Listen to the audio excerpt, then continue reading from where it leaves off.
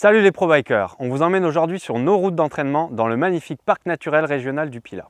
C'est ici que nous allons vous présenter les différentes catégories de vélos de course. Pour cela, nous allons sélectionner 3 modèles de notre catalogue qui répondent chacun à des besoins bien spécifiques. Nos experts passionnés vont les tester pour vous donner leur ressenti et faciliter vos recherches. Tiens, les voilà qui arrivent.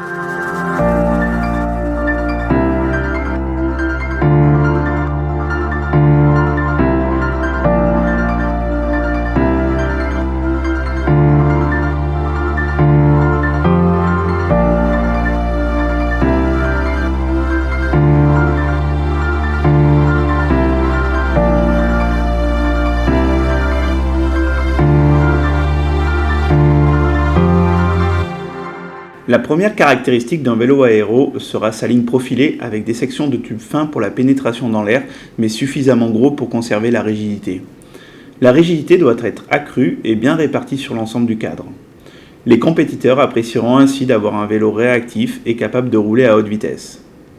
La position est plus allongée pour permettre un meilleur coefficient aérodynamique. Le choix des roues aura une importance sur le comportement du vélo. Des roues profil haut vous permettront d'avoir encore plus de rigidité et d'inertie, alors que des roues en profil moyen rendront le vélo plus dynamique sur les relances et dans les ascensions. Concernant le choix des braquets, privilégiez un pédalier double 39-53 ou un mid-compact 36-52 avec une cassette allant jusqu'à 25 pour les adeptes des parcours rapides. Une cassette en 28 permettra de varier vos parcours sur des routes un peu plus escarpées. Si vous n'êtes pas compétiteur et que vous privilégiez les sorties longues à rythme soutenu mais régulier, les constructeurs comme Ridley ont pensé à vous et proposent tous des gammes typées endurance. La première différence avec un pur vélo de coursier concerne la géométrie. À taille égale, le vélo sera moins long et aura une douille de direction plus haute. La position sera ainsi plus relevée, donc plus confortable et moins fatigante. Le confort sera accentué par une construction de cadre un peu moins rigide, mais gardant un rendement et une réactivité de bon niveau. Le cadre sera en alu pour les entrées de gamme, puis en carbone à partir du milieu de gamme. Idem pour les roues. Ici, on n'a pas besoin de profil très haut ni très rigide, toujours pour garantir le confort sur tout type de route.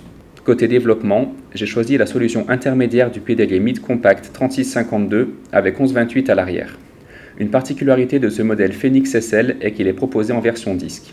L'intérêt est d'avoir un freinage plus puissant et surtout constant, quelles que soient les conditions météo. C'était mon premier essai d'un vélo de route à disque en Shimano Ultegra et j'ai vraiment été conquis par le toucher et l'efficacité de ses freins. La première caractéristique d'un vélo de montagne est le poids. Plus c'est léger et mieux on grimpe. La rigidité doit être présente mais maîtrisée. Et les plus compétiteurs apprécieront d'avoir un vélo très rigide mais souvent plus usant. Les profils visant plus le plaisir et l'endurance privilégieront une rigidité plus maîtrisée pour bénéficier du retour du boîtier de pédalier. La position ne doit pas être trop longue pour plus de confort en montée et bien sûr plus de maîtrise et de maniabilité en descente. Enfin, et c'est primordial, le choix des braquets.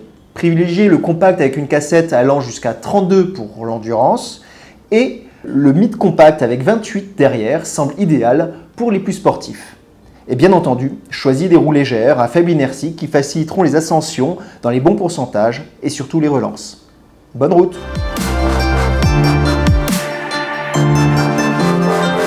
Vous l'avez compris, chaque profil de cadre est destiné à un usage bien spécifique. Bien que les assemblages de carbone permettent aujourd'hui d'avoir des vélos qui sont extrêmement polyvalents, il faudra toutefois privilégier un vélo typé montagne offrant un bon rapport poids-rigidité si vous souhaitez enchaîner les cols avec aisance.